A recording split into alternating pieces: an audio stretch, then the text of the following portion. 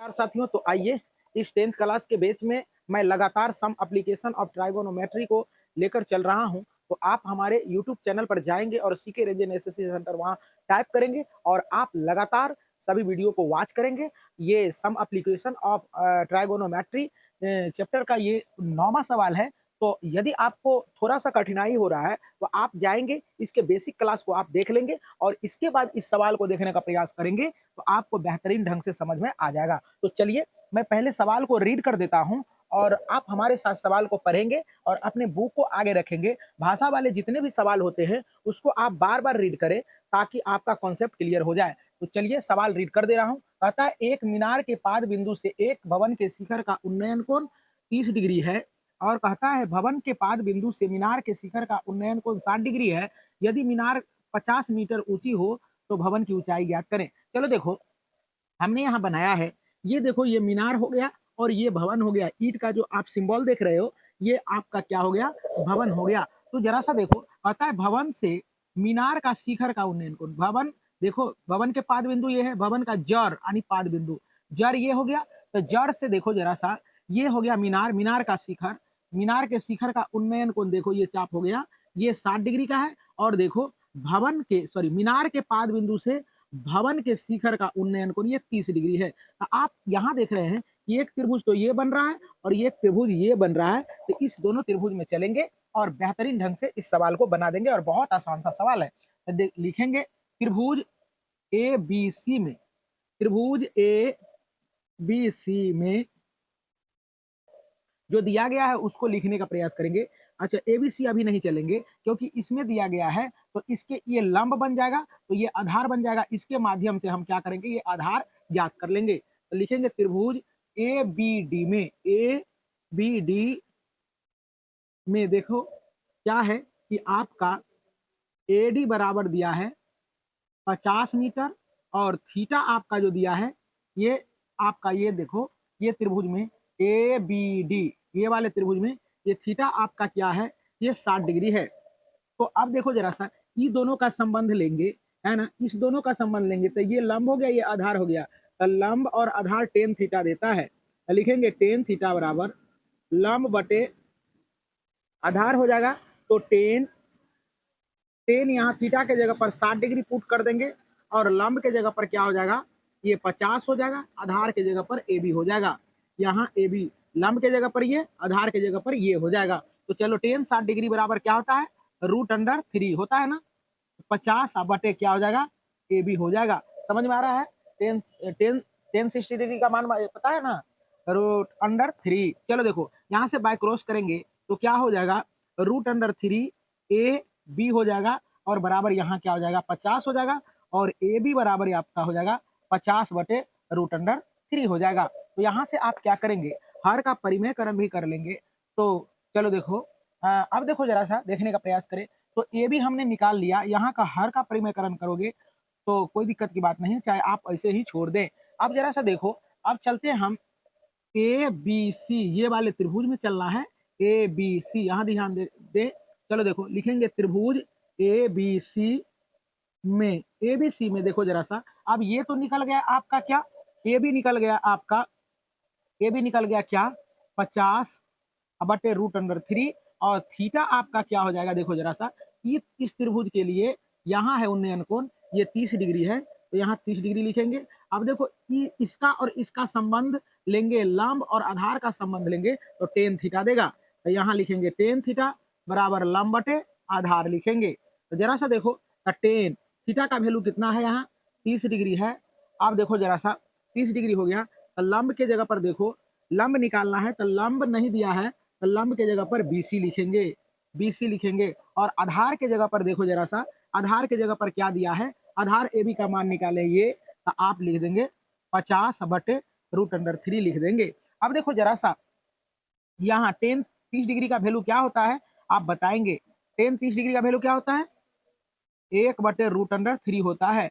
अब देखो BC बटे, अब यहाँ से क्या करेंगे, इसको उलट देंगे, है ना। तो आपका क्या हो जाएगा, BC यहाँ लिखेंगे BC गुना √3 बटे यहाँ 50 हो जाएगा। अब देखो जरा सा यहाँ क्या करेंगे यहाँ से आप क्या करोगे, यहाँ देखो जरा सा, अब यहाँ से क्या करोगे, इससे इसको गुना करोगे, इससे इसको गुना करोगे, तो आपका क्या हो जाएगा, बी सी अगुना √3 गुना √3 बराबर यहाँ हो जाएगा 50, है ना। अब जरा सा देखो बी सी, है ना, गुना करेंगे तो क्या हो जाएगा, √9 हो जाएगा, यहाँ हो जाएगा 50। अब देखो यहाँ इसको क्या लिख सकते हैं हम, बी सी अगुना यहाँ इसका वर्गमूल 3 हो जाएगा, तो यहाँ हो जाएगा 50। इसीलिए जरा सा देखो यहाँ लिख सकते हैं 3BC बराबर यहाँ 50 हो जाएगा। अब देखो BC बराबर आपका हो जाएगा 50/3 हो जाएगा। अब देखो 50/3 हो जाएगा, तो 16×48 है ना। आप क्या करेंगे, इसको आप रूट में करके लिख लेंगे, सॉरी रूट में कहते हैं दशमलव में लिख लेंगे या पूर्णांक में तोड़ लेंगे, तो आपका 16×48 आपका BC बराबर हो जाएगा, यहाँ BC बराबर होगा 16×48 यानी 16.2/3। देखो तो आंसर यही हो जाएगा आपका इतना मीटर। तो यहाँ लिख देंगे अतः, यहाँ लिख देंगे अतः यही जो निकला BC, यही BC निकालने के लिए कहा गया था, तो लिखेंगे अतः भवन की ऊंचाई बराबर 16.2/3 मीटर। आपको उम्मीद करते हैं कि समझ में आया होगा। तो आइए अब चलते हैं आपके 10वें प्रश्न की ओर। तो 10वें प्रश्न को मैं रीड कर देता हूं, ध्यान से देखने का प्रयास करेंगे। अतः एक 80 मीटर सड़क, चौड़ी सड़क की दोनों ओर आमने सामने अतः समान लंबाई वाले दो खंभे लगे हुए हैं। अतः इन दोनों खंभों के बीच सड़क के एक बिंदु से खंभे के शिखर का उन्नयन कोण क्रमशः 60 डिग्री और 30 डिग्री है। तो खंभे की ऊंचाई और खंभे से बिंदु की बीच की दूरी ज्ञात करें। ध्यान से देखने का प्रयास करें, समझने का सवाल कोशिश करें। देखो जरा सा, ये सड़क है, यहाँ से यहाँ तक 80 मीटर का ये सड़क है। तो 80 मीटर का जब सड़क है तो कहता है ये दोनों क्या है, ये आपका क्या है, दोनों आमने सामने समान लंबाई का दो खंभा है। ये दोनों खंभा है जिसका लंबाई क्या दिया है, समान दिया हुआ है। अब कहता है क्या कि किसी बिंदु से इस खंभे का जो है शिखर का उन्नयन कोण 30 डिग्री है और इससे क्या है, ये 60 डिग्री है। तो आप डिसाइड कैसे करेंगे कि ये 30 होगा या ये 60 होगा। तो आप जानिए कि जैसे जैसे इसका चाप यदि कम होगा तो उस एंगल का मान कम होगा, इसका चाप अगर बेसी होगा तो एंगल का मान ज्यादा होगा। तो जरा सा देखो इधर आया है, तो ये लाइन को जैसे जैसे हम इधर ले जाएंगे तो ये लाइन का झुकाव थोड़ा कम होगा, तो एंगल का मान कम होगा। और जैसे जैसे ये इधर जाएगा वैसे वैसे क्या होगा कि इधर वाला झुकाव कमेगा, और जैसे जैसे हम इधर लाएंगे वैसे वैसे जैसे यहाँ आ जाएंगे तो यहाँ से यहाँ जब मिलाएंगे तो ये ज्यादा फैलाव, इसका चाप का ज्यादा फैलाव होगा। कहने का मतलब है कि चाप यहाँ अगर बिंदु रखेंगे तो फिर आपका ये एंगल कम जाएगा और ये एंगल बढ़ जाएगा, है ना। जैसे जैसे इधर करेंगे वैसे वैसे ये क्या होगा, सीधा होगा, तो एंगल चाप बढ़ेगा तो एंगल का मान बढ़ेगा। तो चलो उसी प्रकार से यहाँ देख रहे हैं तो आपको समझ में आ गया होगा। अब देखो जरा सा, इसको मान लिए x, तो ये हो गया 80 - x। कहने का मतलब है, जैसे कि कहने का मतलब है कि आप मार्कर पर समझने का प्रयास करो। यदि ये मार्कर की लंबाई यदि है 20 मीटर, यदि आपका ये है 5 मीटर, ये 5 मीटर है, तो इसकी लंबाई क्या होगा, तो इसका मतलब कि 20 में से 5 को घटा देंगे तो आपका क्या आ जाएगा, सॉरी 25 मीटर है, तो अगर ये हम घटा देते हैं, ये घटा देंगे तो आपका क्या बच जाएगा, 25 में से 5 चला जाएगा तो 20 बच जाएगा। तो उम्मीद करते हैं कि आपको समझ में आया होगा। उसी प्रकार से यहाँ से यहाँ तक का डिस्टेंस, ये डिस्टेंस 80 था, तो इसको मान लिए x, तो x को इतना को घटा देंगे तो ये 80 - x हो जाएगा, इतना डिस्टेंस। तो चलो देखो जरा सा अब करते हैं स्टार्ट। लिखेंगे त्रिभुज, त्रिभुज BCD में, BCD में देखो क्या है कि BC बराबर क्या है, 80 - x है, और थीटा आपका क्या दिया है, थीटा आपका यहाँ है 30 डिग्री। तो यहाँ देखो ये बनेगा आपका आधार और ये बनेगा आपका लंब।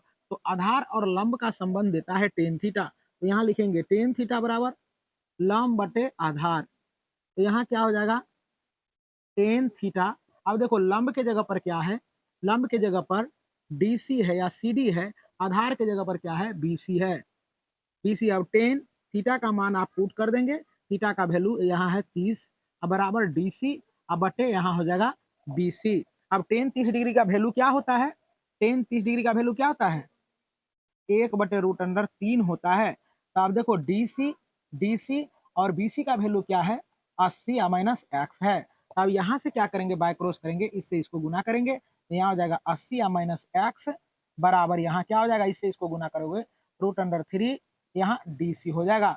अब देखो जरा सा, अब डी सी हो जाएगा तो यहाँ लिख देंगे डी सी बराबर ई गुना में है तो भागा में आ जाएगा 80 माइनस एक्स बटे √3 हो जाएगा।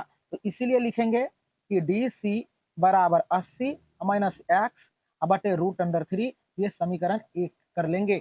अब देखो जरा सा, अब क्या करेंगे दूसरे त्रिभुज में आएंगे, ये वाला त्रिभुज ए बी ई में लिखेंगे, त्रिभुज ए बी ई में देखो क्या क्या दिया है आपका, जो है ए बी दिया है, ए बी बराबर एक्स है और इसके बाद क्या दिया है थीटा बराबर आप क्या दिया है 60 डिग्री दिया है।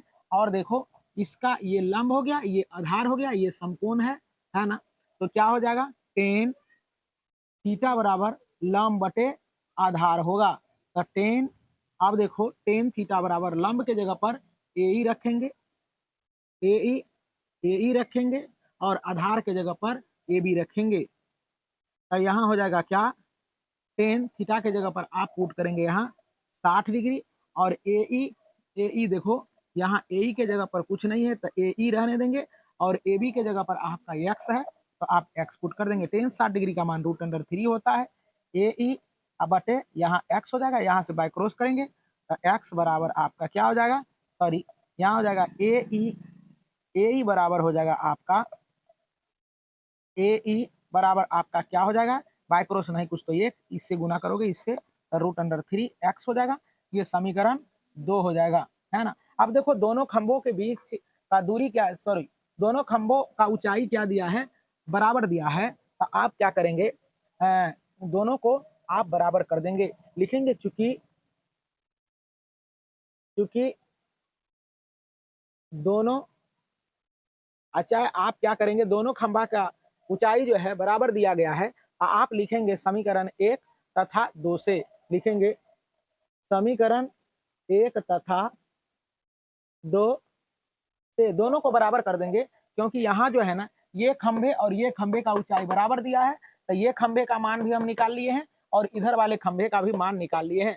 तो दोनों को क्या करेंगे बराबर करके लिख देंगे। तो आप लिखेंगे क्या √3 आनी हो जाएगा ए ई बराबर डी सी हो जाएगा। तो ए का वैल्यू √3 एक्स है और यहाँ क्या है उसका 80 माइनस क्या है आपका 80 माइनस एक्स बटा यहाँ दिया है √3, दोनों को बराबर कर दिया। यहाँ से बाय क्रॉस करेंगे नहीं कुछ तो एक मान के, तो आपका क्या हो जाएगा इससे 80 माइनस एक्स बराबर यहाँ क्या हो जाएगा √3 गुना √3 एक्स होगा।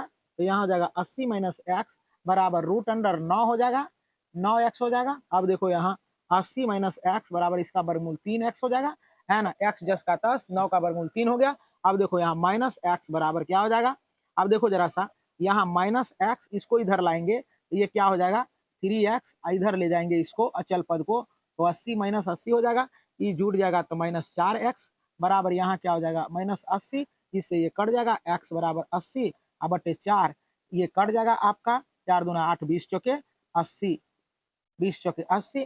तो आपको समझ में आ गया होगा, यहाँ देखने का प्रयास करें। अब देखो तो लिखेंगे दोनों बिंदु का बीच की दूरी, दोनों ए बी बिंदु के बीच का दूरी लिखेंगे